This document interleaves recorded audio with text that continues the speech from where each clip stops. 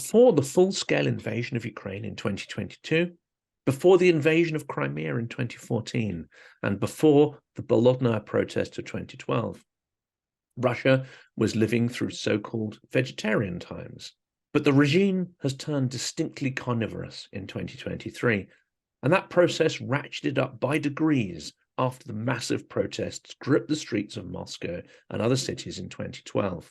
Independent news organizations like TV Rain, Echo Moscow, Meduza and Novaya Gazeta were marginalized but not outright banned.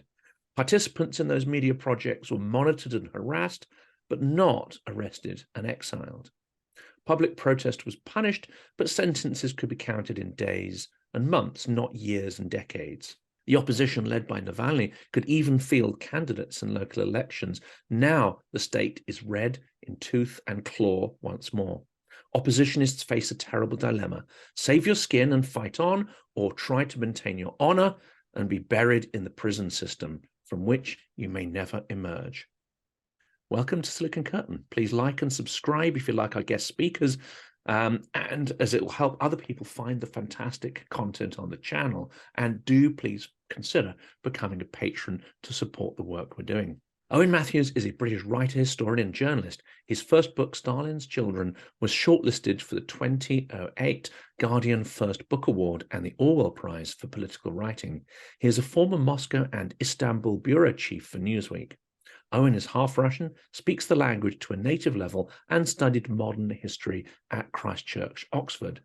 From 2006 to 2012, he was Newsweek's Moscow bureau chief and is now a contributing editor at the magazine.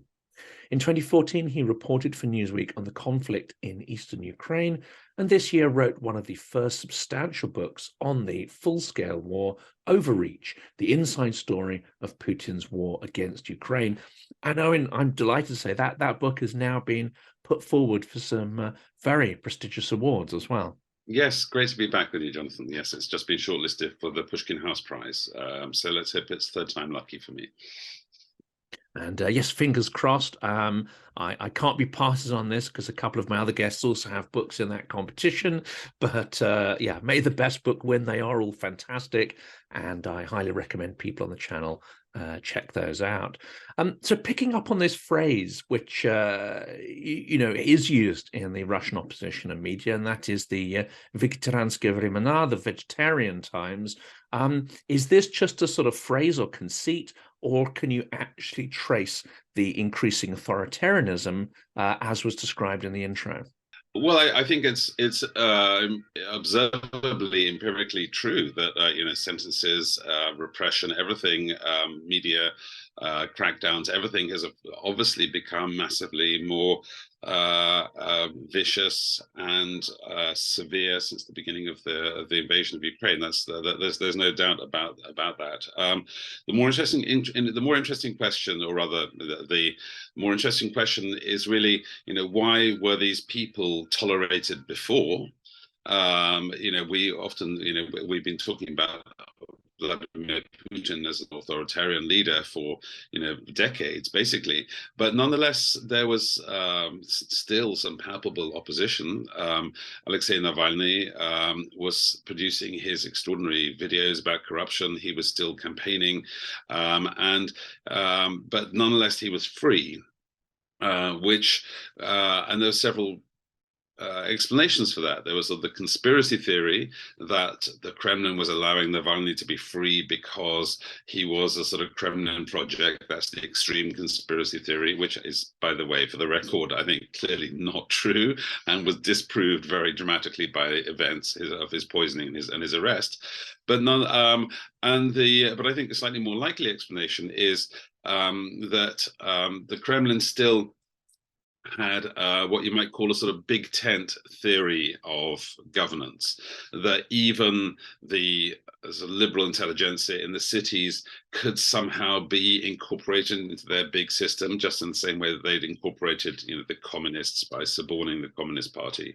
And in the last several elections, there has been a sort of fake liberal candidate, or sort of pseudo-liberal candidate, who has run at the against either at the behest of, or certainly with the approval of Putin, it was Ksenia Sobchak. In the last elections before that, it was an oligarch called Mikhail Prokhorov and so on. And Navalny was always sort of, one step outside this system. So he always refused to be part of what they call the systemic opposition. But nonetheless, I think Kremlin did hold out hopes that they might be able to somehow eventually do a deal with him. Clearly, that hope broke down on Kremlin's part. They realized there's nothing they could do with Navalny. It's time to get rid of the Navalny problem by literally killing him. And as we know from Christoph Grozdiev's work at Bellingcat, there was an FSB assassination squad was literally following him around the country for years, literally several years, before his final poisoning in Tomsk in August of 2020. And they were just waiting for the signal, were they? A little bit like Nemtsov, someone gave a nod and a wink, maybe didn't even write the command down, but they were essentially waiting to get an order to carry that out. I think that seems to be the case. Otherwise, why would you have an FSB assassination squad following this guy around? Yes, I mean there was clearly there's a debate which we don't know about between people who said Alexei Navalny definitely has to die, and were saying it for years, and other people, we don't even know who they were, who were saying like, no, let's keep him alive. I mean, we can speculate. It's now sort of ancient history. It's water under the bridge, who those people were inside the Kremlin, but there was a debate. But the bottom line was, from August 2020 onwards, there was no debate.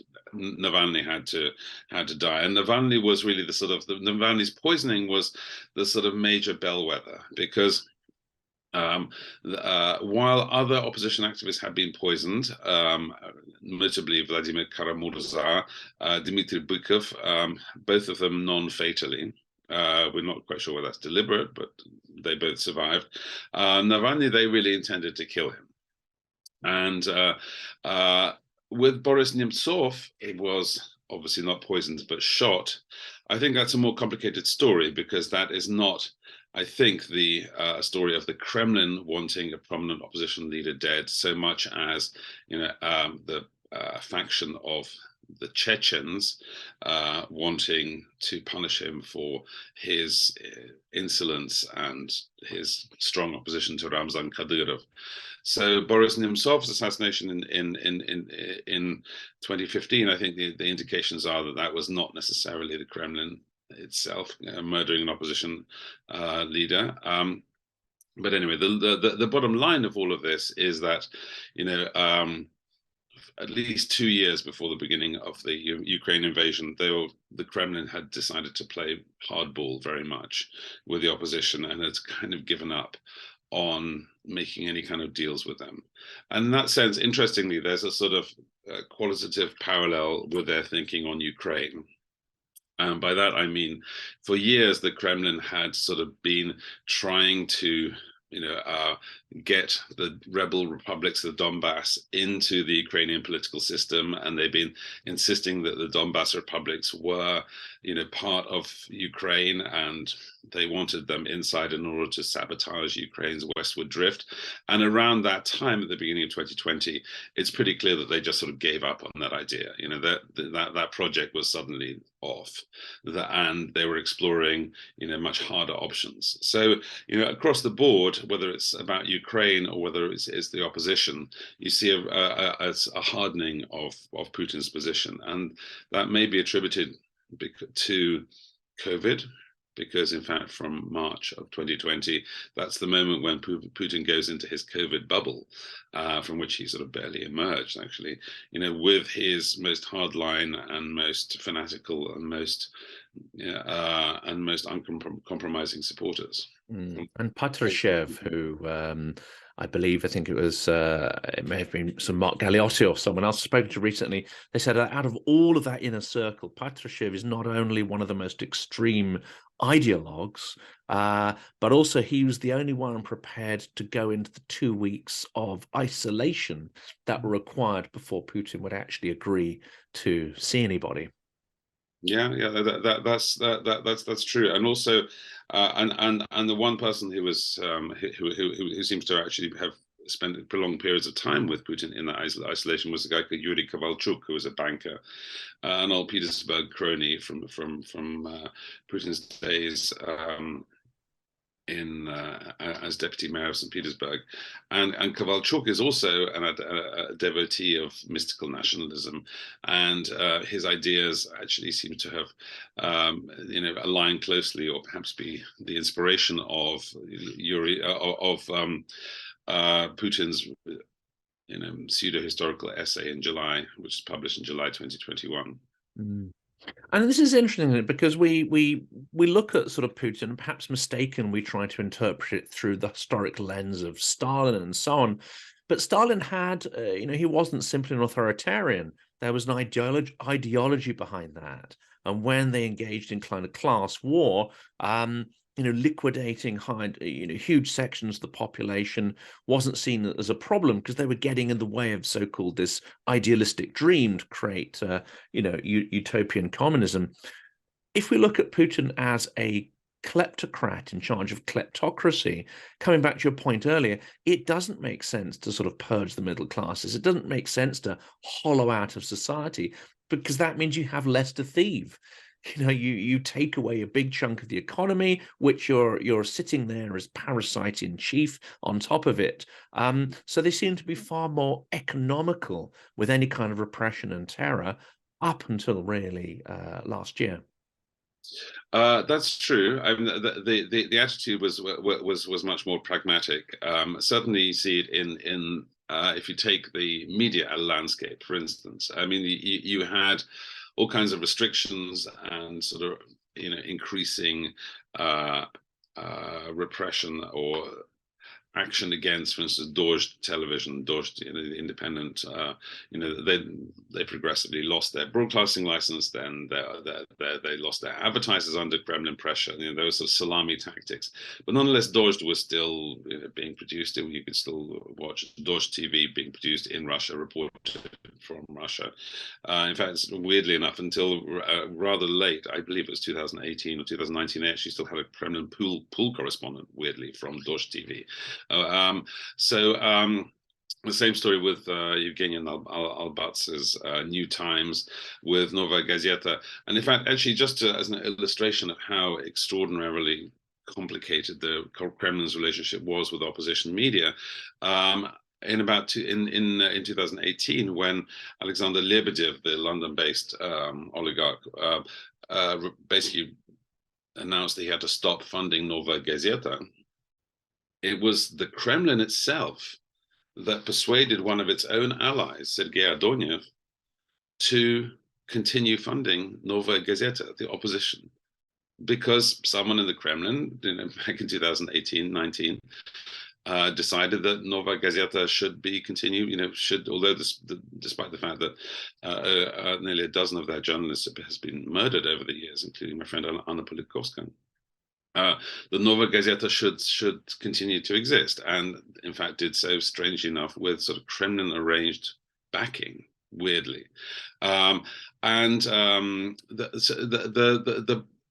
The changing landscape within the Kremlin put paid to that. And I think one of the key personnel changes that you see inside the Kremlin is sort of the decline and fall of a guy called Vladislav Surkov, who was considered to be the Grey Cardinal of the Kremlin. He was a former. He worked for Menatep. He worked for Mikhail Khodorkovsky, ironically enough, in the 1990s as a sort of PR manager, and he was the guy who first invented the Nashi youth movement back in 2004 as a response to the colored revolutions, the pro-democracy, pro-EU-US revolutions in Tbilisi, Georgia, and in Kiev in Ukraine.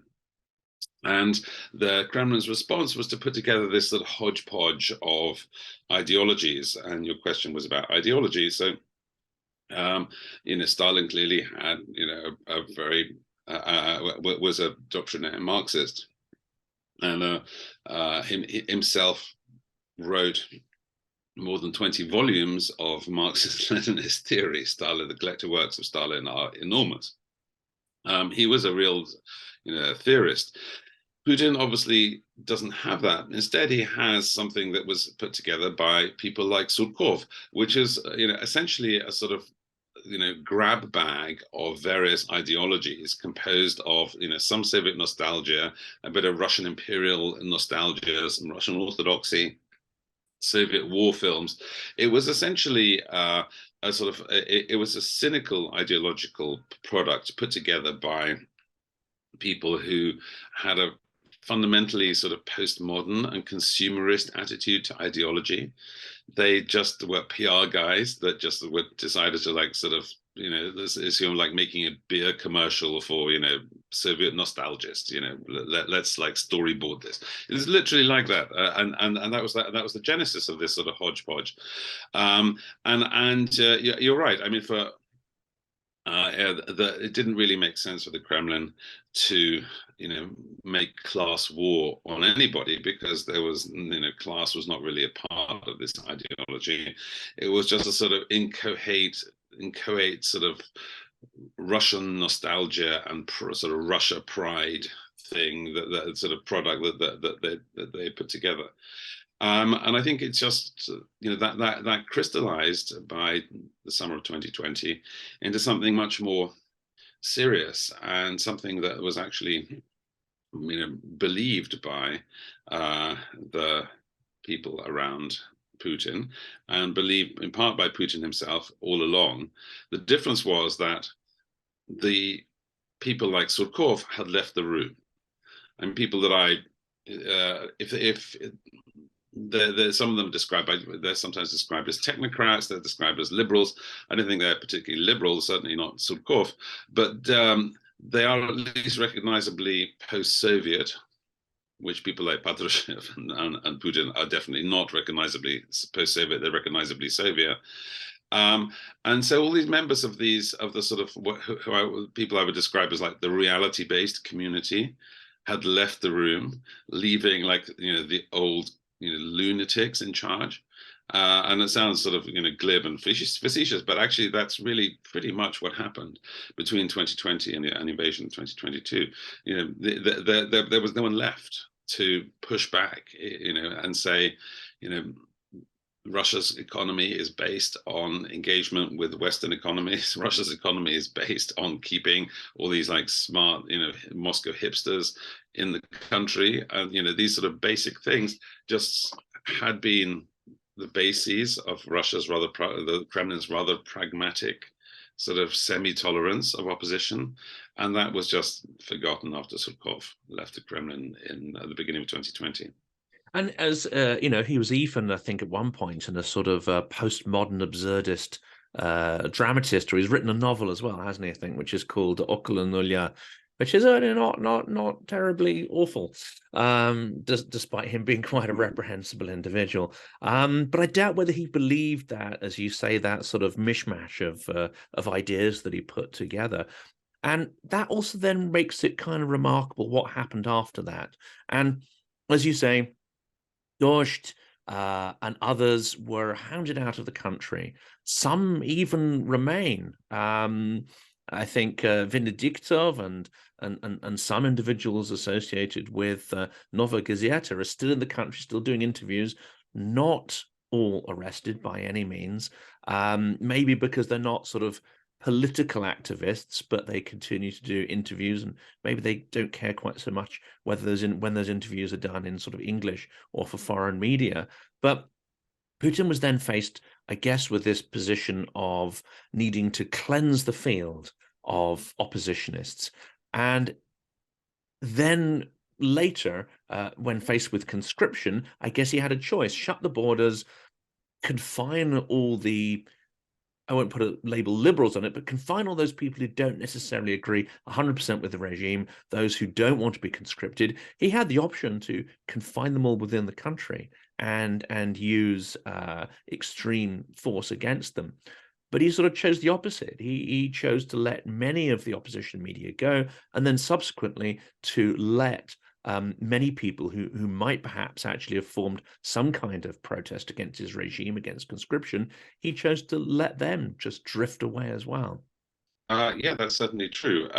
Although, but just on a technical level, we mustn't confuse conscription with mobilization, because in fact, most conscription is what you do at the end of school. If you don't go to university, you're conscripted and you have to serve compulsory military service in the army. But not in Ukraine. There are no conscripts fighting in Ukraine still.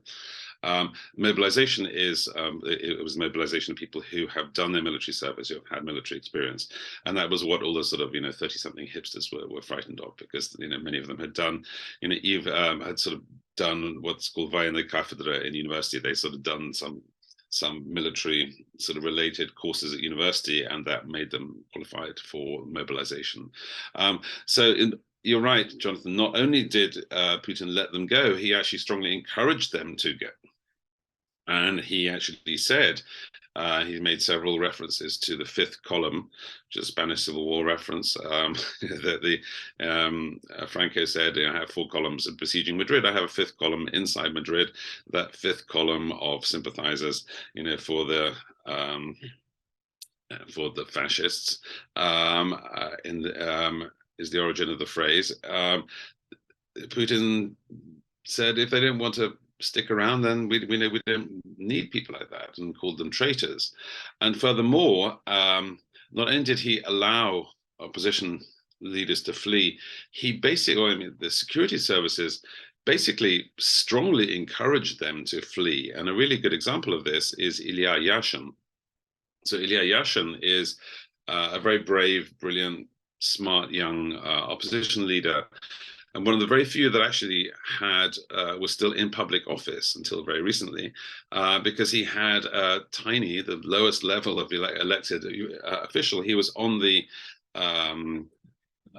local municipal council in suburban Moscow, and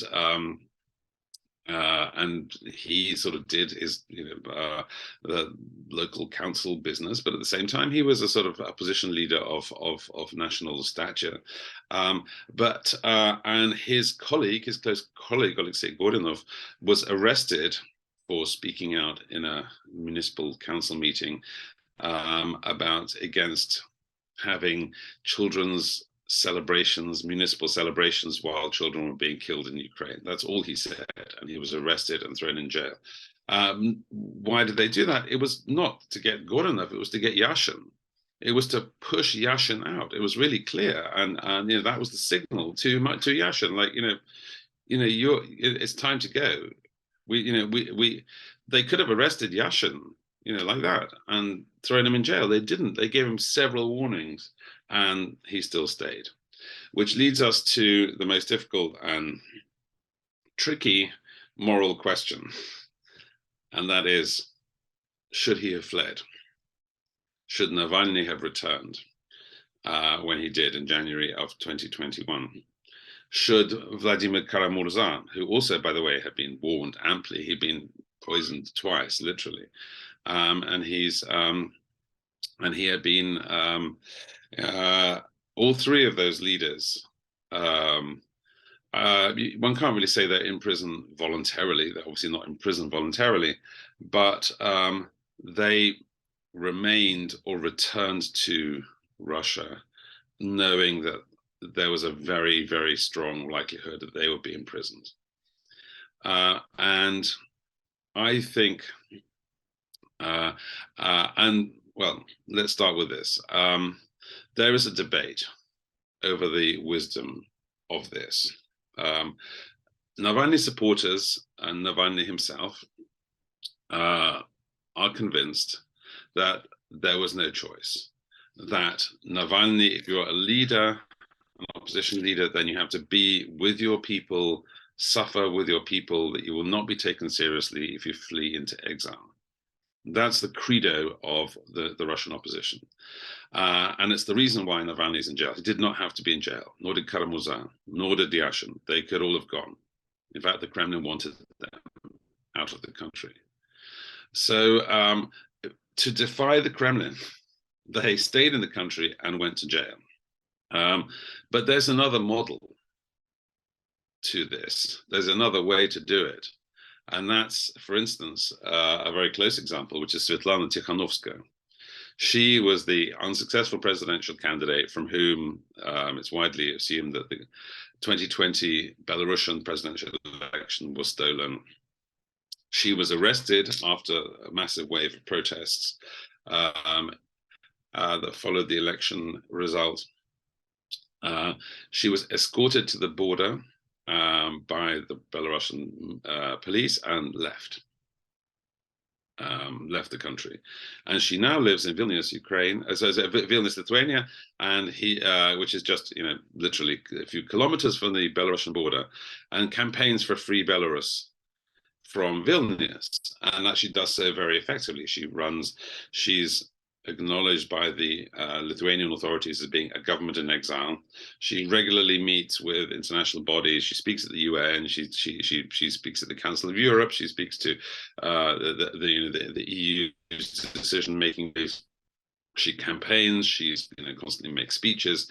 She is an extremely effective campaigner for Belarusian freedom from exile. So I frankly think that there's the Navalny way of that you have to the Navalny credo that you have to stay and suffer.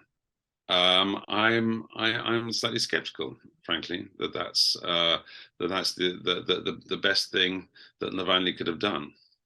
And we'll unpack that, because I have some views on that, which I think are quite interesting, especially in the light of the protests in Belarus. But to an extent, was Navalny boxed in by the style of campaigning he'd chosen, rather than building a political party in the traditional sense? His organization was a far more campaigning one, built on sort of corruption as a topic, as the core topic. And he chose to build an incredibly slick, I would almost call it sort of media outfit, remarkably good investigations, remarkably slick sort of videos and research. And to that extent, he didn't build a government in exile with all the trappings that come with that. He built an effective sort of campaigning media machine, and we'll follow that through to some of his, colleagues who are in exile. Did that create a dilemma for him that, if he was to stay in exile, he would have to build more than just a campaigning machine? He'd have to actually build the trappings of a government in exile. And I don't know whether that's part of his calculation, whether he thought that couldn't be done or too difficult or didn't want to do that. I don't know if you think whether that sort of has any role in his decision. No, I think Tikhanovskaya and Navalny are very different insofar as Tikhanovskaya, many people think, actually won a presidential election. Navalny is very, very far from winning a presidential election. The last election that he stood for mayor of Moscow in 2013, he got 27%. His own people say 35%. So this is a man who gets 35% of the vote in Moscow. This is not yet someone who is a national leader or anything remotely close to it. So the whole government in exile is not part of this. What is important is that his effectiveness and his outreach to the Russian people was not that he was going around the country, pressing the flesh and giving, sort of stump speeches and talking to people personally. That was, he couldn't do that. There was the public protest was, completely banned by the time that he came up with his smart voting initiative. His entire campaign was based on grassroots candidates that were not Navalny himself, grassroots candidates standing for municipal councils, campaigning on corruption, local corruption. His own very effective media machine, which exposed corruption in his extremely slickly produced and brilliantly and sort of brilliantly sort of witty and sharp exposés of corruption, and his own YouTube channel where he himself very charismatically talks to people. So that being the case, it's even stranger that he chose to return to Russia, because all the most effective stuff that he was doing and could still be doing was done online. it's online. It doesn't matter whether he, and furthermore, by the way, although the most famous video is Putin's palace, which was indeed reported by his people on the ground, including some sort of dramatic, drone shots of the Putin's alleged palace in Gelendzhik on the Black Sea. But the Navalny did not have to be in Russia to do that. Navalny doesn't have to be in Russia to continue to campaign. So I find that I think if we're talking about why he did it and the ways that he was trapped by his own words, for a start, because after he was poisoned, as soon as he recovered consciousness, his first message was, as you remember, if you've seen the brilliant Navalny documentary, which won an Oscar this year, was, don't worry, I will come back. I'll be back among you soon, don't worry. So having said that, he sort of already had kind of boxed himself in a little bit. But for me, I think the real problem is, and also I think Navalny's campaign is very, I think he overestimated his own importance. And in fact, he says that in the film. He said, I thought that I was too famous for the Kremlin to try and kill me.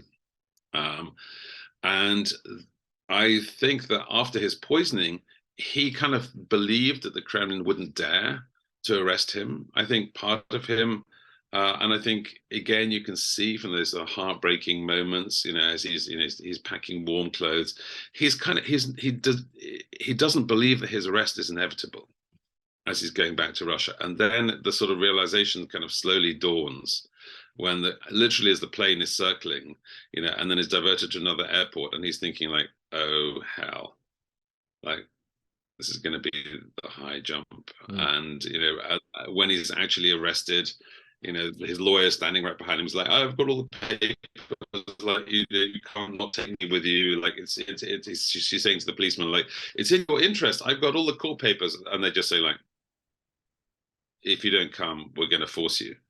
It's just like, no, he totally miscalculated. And although he said like, I'm ready to go to jail and so on, I don't think that he thought that was going to be inevitable. And he certainly couldn't have anticipated, obviously, the seriousness of what happened while he was in jail, which was the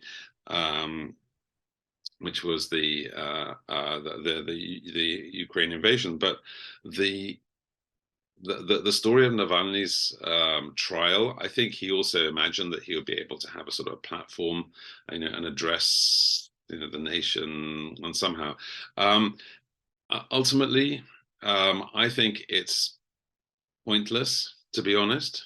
And lots of Navalny people will be angry at this, but I think it's stupid for someone that clever and that effective a communicator to be in jail, especially since they themselves took a political decision, as Leonid Volkov told me a couple of weeks ago. They themselves took a political decision that we can't campaign, quote, Leonid Volkov, Navalny's chief of staff, said, we can't campaign from inside a prison cell. Therefore, the entire apparatus of the Navalny operation will continue to operate from exile. So, since, as they well realized, you cannot campaign from a jail cell, why would Navalny himself do any good from inside a jail cell? I think the whole sort of narrative that if you flee, then you're a coward and a traitor, by accepting that, they're accepting Putin's logic. This is the weakness of it for me.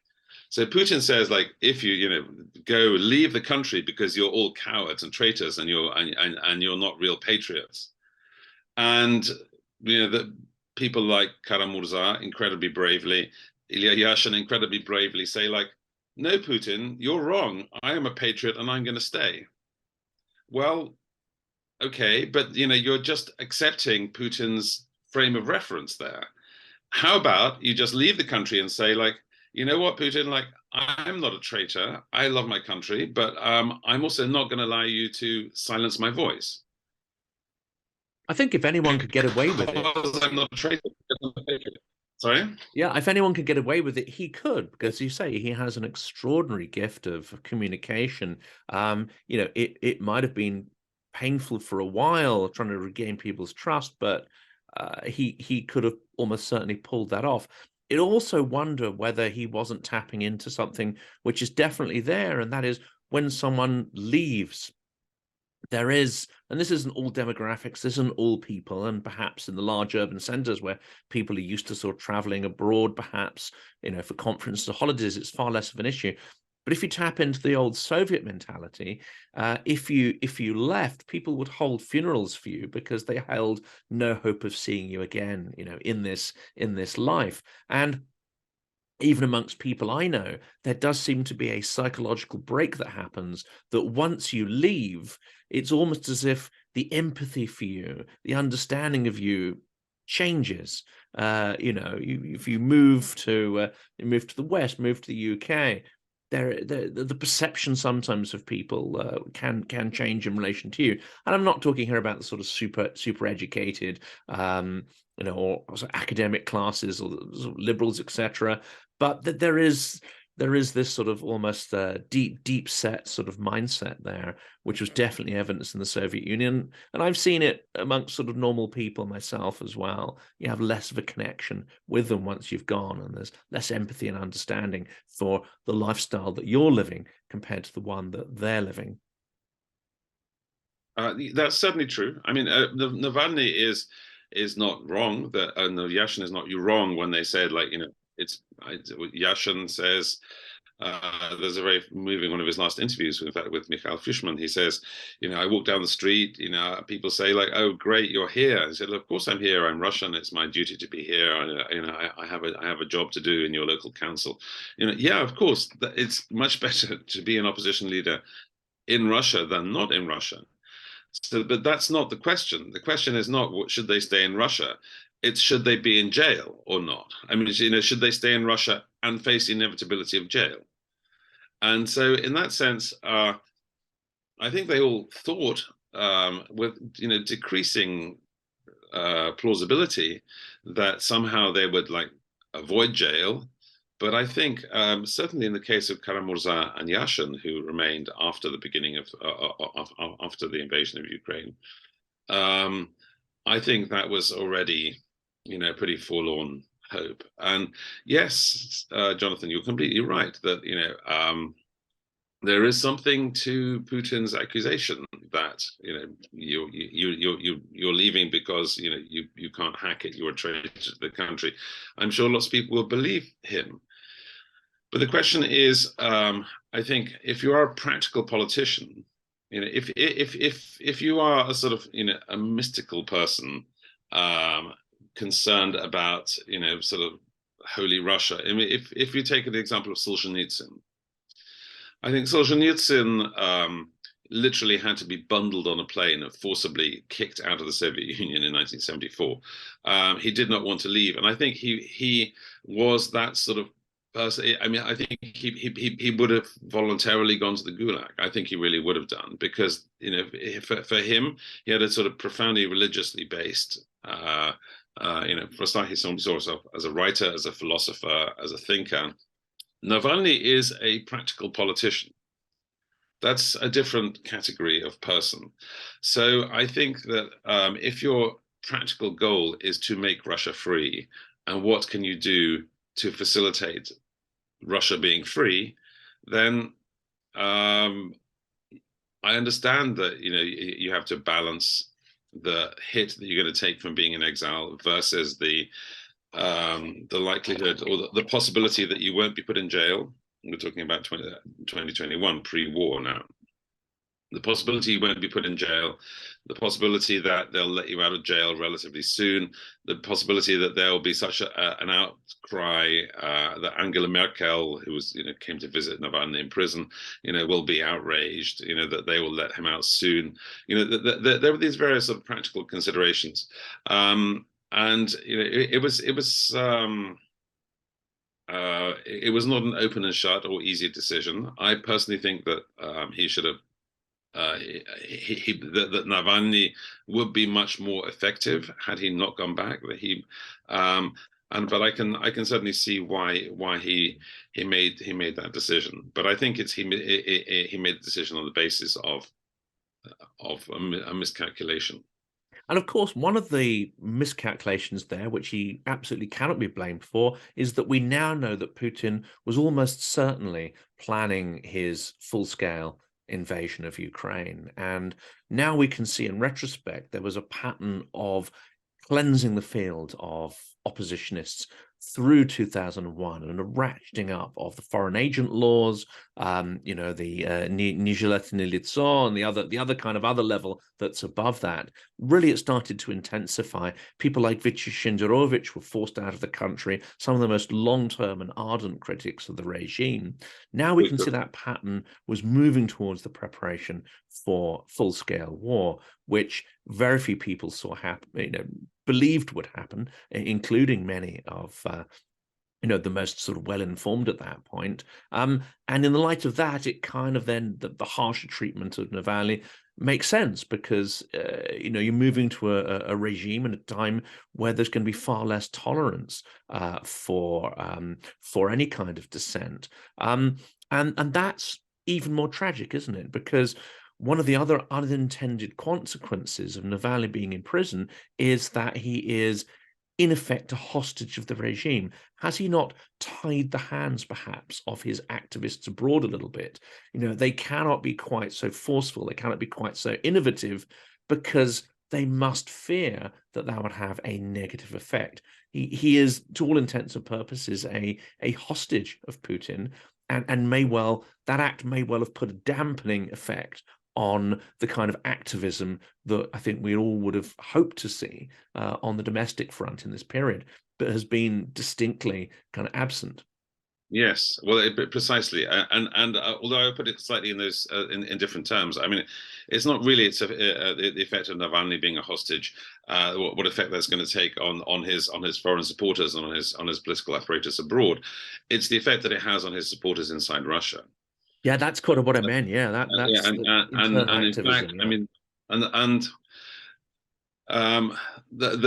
what is instead of being free, defiant, mocking Putin, you know, fronting, you know, addressing Russia, you know, telling it like it is, instead he's actually made himself this sort of human punch bag, in which the regime can demonstrate just how little it cares about the complaints of the West, about human rights, about Navalny. They just don't care. It's just like sadism on sadism on sadism.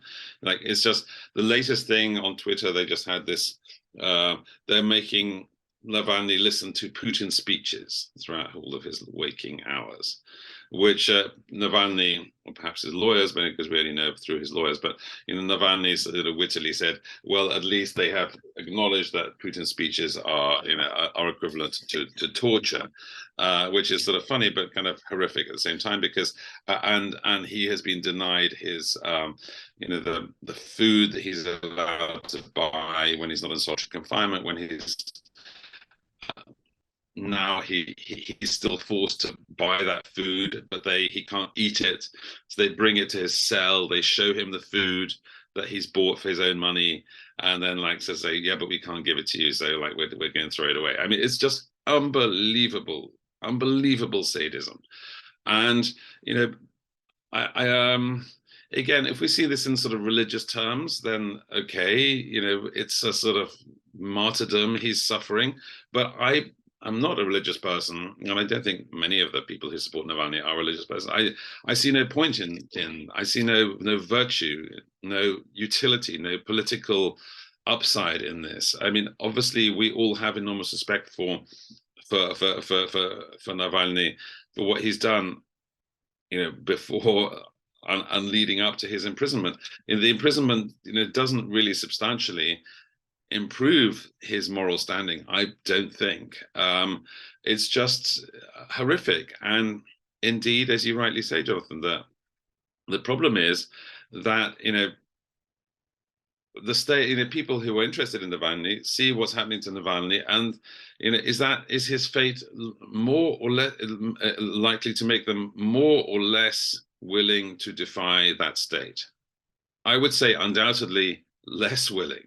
Less willing. He Yeah. literally proves he allows the Kremlin to prove what complete hard-ass sadists they are, and what happens to those who defy them. So in that sense, in practical terms, unfortunately, my conclusion is that the Alexei Navalny's return and the sort of voluntary and the decision of these prominent opposition members not to flee has not strengthened the opposition, and therefore Russia is that little bit less likely to be free than if they had continued their work abroad. That's my subjective position. And there's another misunderstanding, I think, and I know we're sort of approaching the end of exploring this topic, and we could almost certainly talk for hours. But it's also perhaps a misreading of what's been taking place in Belarusian society, and yes, Svetlana Tikhanovskaya has been getting a lot of attention, as has the government in exile, who are all sort of rounded up or expelled. But also there was started to be a flowering of civil society and a lot of sort of various experimental protests, and unfortunately they were all kind of quashed. But you did see outpouring of experimentation in how you can protest the regime sort of collectively.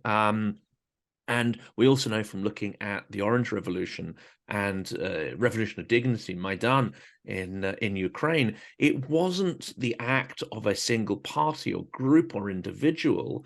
They could be the catalyst for change, but actually it requires huge self-organization. It requires many, many civil groups. It requires a huge amount of experimentation, some of which works, some of which doesn't.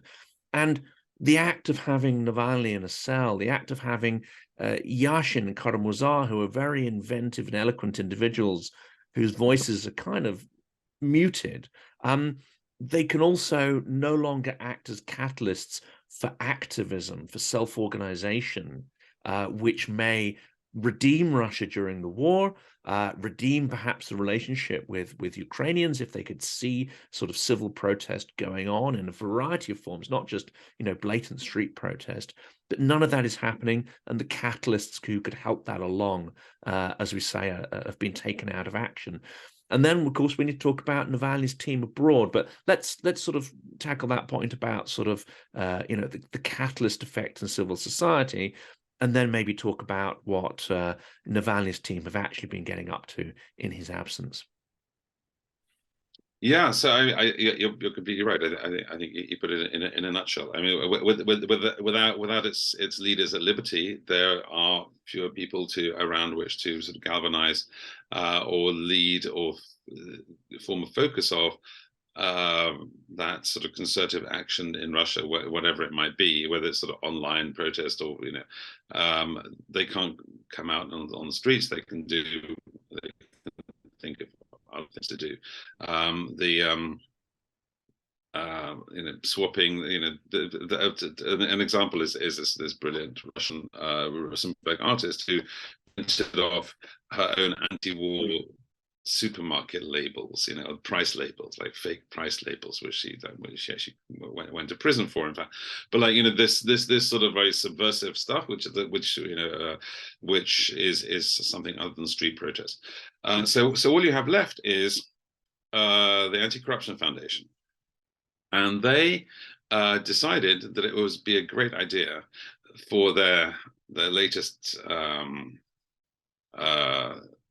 anti-corruption video to go after Ksenia Sobchak and Alexei Venediktov, because both of those figures, as Ksenia Sobchak is a reality TV star, a socialite, a TV presenter, presented Russia's sort of equivalent of Big Brother, and also Vladimir Putin's goddaughter and the daughter of Putin's political mentor, who ran against Putin in the elections of 2018, and Alexei Venediktov, the head of Echo Moskvy, the former editor-in-chief of Echo Moskvy, probably the best connected political journalist in Russia.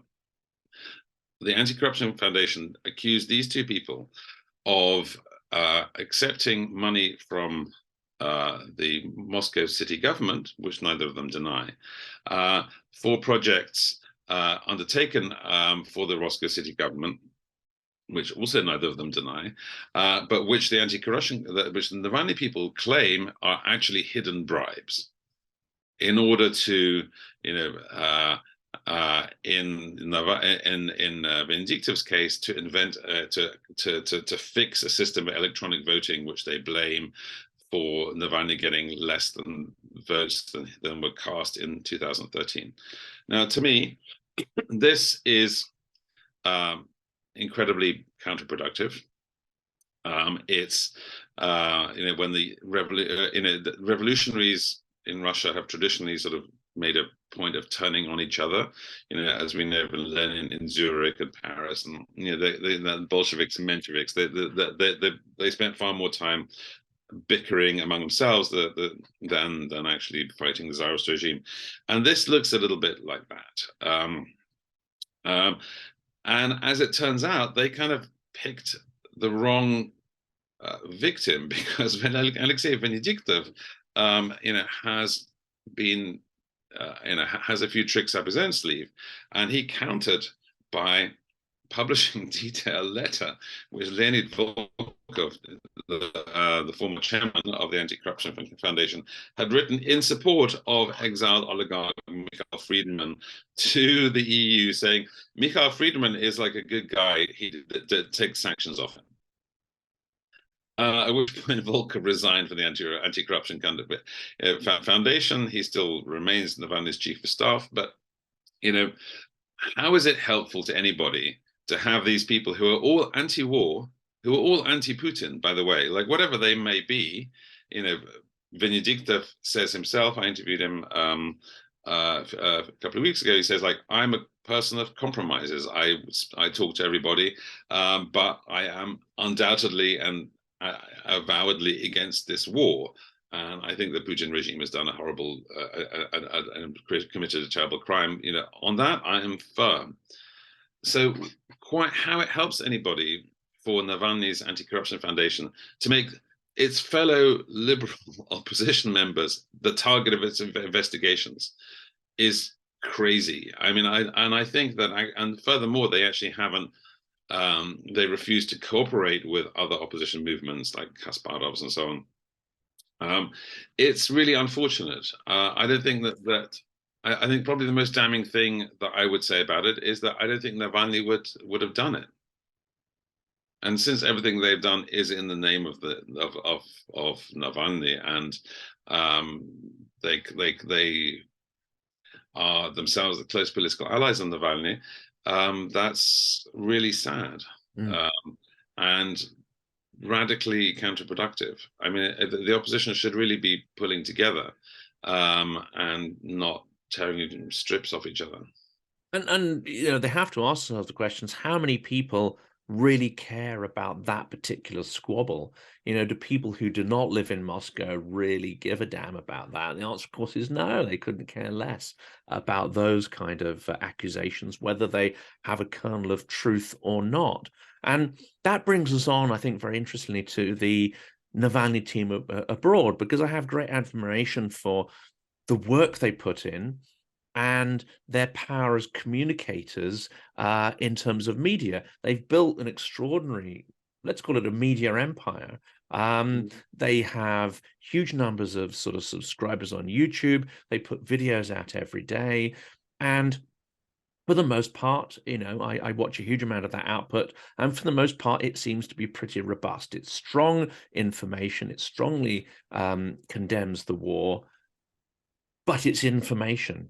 And you could argue that that is doing a service for Russians abroad, getting the truth about the conflict and so on. But I think what I've come to realize in speaking to Ukrainians, that information and activism are not the same things at all. And in some ways, information could even add to the kind of passivity and the sense of hopelessness, or I know what's going on, but that doesn't translate necessarily into any kind of political action or organization. So do you think they've also perhaps fallen into a dangerous strategy of becoming expert informers and really lost the touch of being activists, politicians, or people who can affect change? Well, I don't think they ever were activists and politicians, strangely enough. I mean, it's one of the strangest things about Navalny's political career, perhaps one of the smartest things, is that he has not voiced a policy on anything, more or less. I mean, Russia without Putin is his policy. When he was asked, he's already got into trouble. He did, at a certain point, actually strongly suggest that although that Russia should remain Crimea, the Crimea should remain Russian. By the way, he's now like sort of walked that back, but he was participating in the Russian march of ultranationalists. It's very uncomfortable viewing where he says, Slava России, which is glory to Russia. With that particular phrase is associated with Russian ultranationalists. This is back in 2010. Navalny was very defensive when he was asked about that. He made a terrible mistake. No politician should answer. When he's asked by a journalist, he says, like, "Oh, all Western journalists ask me about the Russian march." Like, no, just answer the question. Then he said, "Why don't you look at my previous interviews?" He says, like, what? No, you're literally a politician. The hard questions are the ones that you're supposed to be able to answer glibly. You have an answer for. He doesn't answer the question twice, and then finally says, "Oh yeah, well, I had to make I'm ready to talk to anyone who's willing to build a new Russia," and blah blah blah blah. But because of those missteps, Navalny has been very careful to focus on anti-corruption, which is who's for corruption. Everyone can get below. It's a universal message, but he's been very wary of actually taking a specific set of political positions, and that's kind of smart and practical in that sense. In the sense that if you want to sort of be all things to all men, then you have to sort of very carefully steer around that. And I think that's dangerous too, surely, because you don't know what he stands for. Well, he stands for a battle against corruption and not being Putin. That's what he stands for. And for most people, that's a good enough start.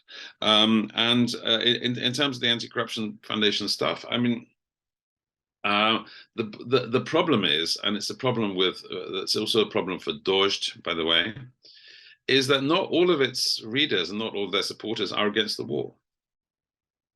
That's actually a kind of a strange and sad thing, is that you can be in favor of all the things the Anti-Corruption Foundation stands for in terms of anti-corruption, and actually still, if not being in favor of the war, you can still think that Russia was forced to fight this war. America started this war. There's like a sort of millions sort of shades of variation of supporting the war. Reluctantly, not reluctantly. So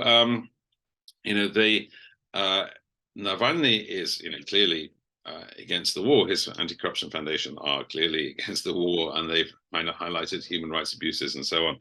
But while Russians are fighting and dying, they actually are a little bit careful, and that's of course where Dozhd TV last year kind of ran into trouble, because they actually sort of crossed that line from to actually appearing to support Russian soldiers in the field, and but on the other hand, they are Russian media broadcasting to Russians, which is one of the reasons why Dozhd TV ran into problems with Latvian authorities. It's one of the reasons why some opposition groups are very are unsatisfied with Navalny's Anti-Corruption Foundation. They don't consider themselves to be sufficiently pro-Ukrainian or anti-Russian, but they are actually trying to. So it's a paradox. They're trying to appeal to as many Russians as possible, but at the same time, and sort of not alienate too many Russians, but at the same time, have an anti-war line, and that's sort of a tricky position, a tricky thing to pull off.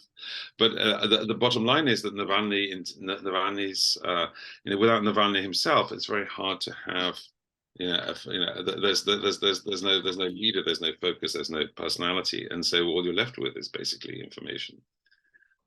And they're very slick at conveying that, and they do a useful service. But I think, it doesn't necessarily translate into activism, and it certainly doesn't translate into policy. And I've looked very hard throughout their media output for any sign of a policy in the sort of traditional sense, whether it even just be, left, right, economic policies, views on entrepreneurship. And these are the easy issues. If we get to the hard issues, which Khodorkovsky started to talk about, and of course he claims that he has no ambitions for a political return to Russia. And I suspect he knows that he almost certainly wouldn't win. He wouldn't command the sort of popularity that would be required to do that. But he started to talk about some of the difficult issues, which are things like decolonization, imperialism, imperial mindset, repressed nationalities within the country. He started to look at how do you systemically and fundamentally alter. Almost certainly those conversations aren't going far enough for Ukrainians, but it's very difficult to see how Navalny could start to embrace those complex issues, those sort of deep structural issues within Russian society, and win a ballot. I mean, they're just not electorally very attractive, are they? If he comes and says, well, we're going to have a loose, confederation, we're going to de-imperialize, de-colonize, we're going to do this and that. It's just, you're not going to win an election on that platform in Russia. Well, he's not going to win an election because he's in jail. So, and he's going to get out. He's not going to get out of jail until it's all over and someone else has done the hard work for him. That's the tragedy.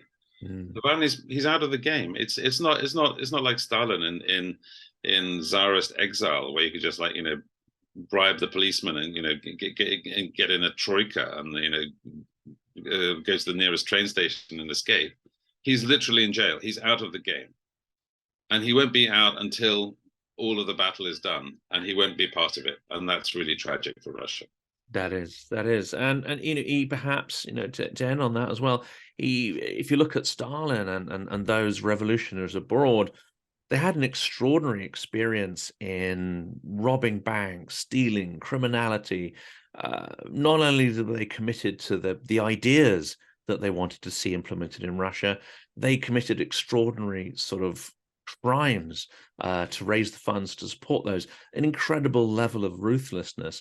And when I look at Navalny's opposition, they seem to reflect far more gentle vegetarian European values.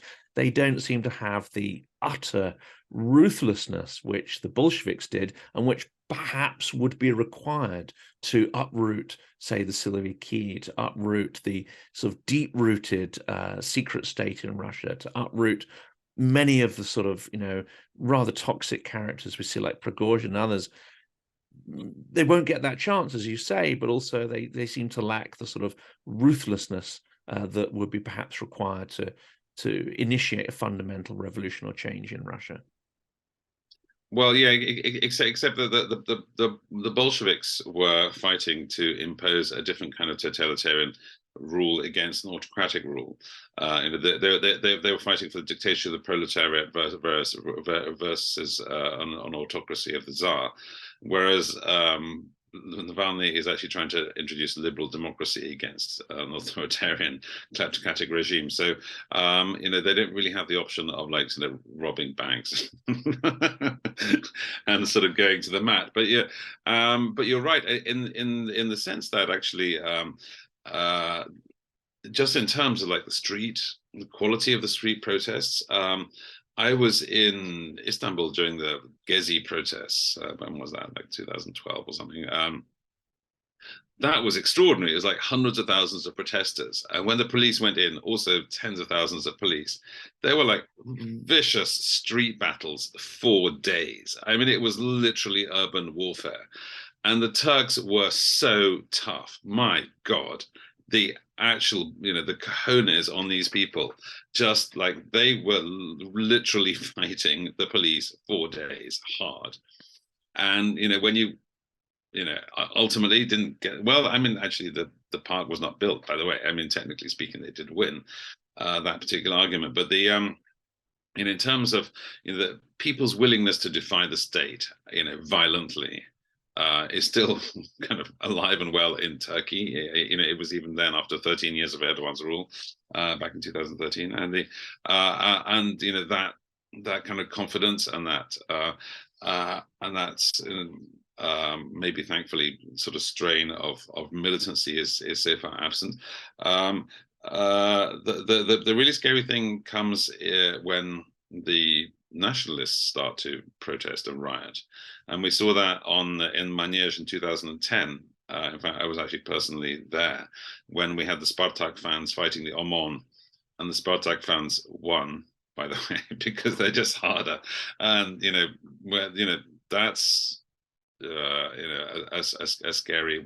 We can talk about that in another episode, but like the nationalist opposition to Putin is far scarier and I'm afraid more powerful than the liberal opposition.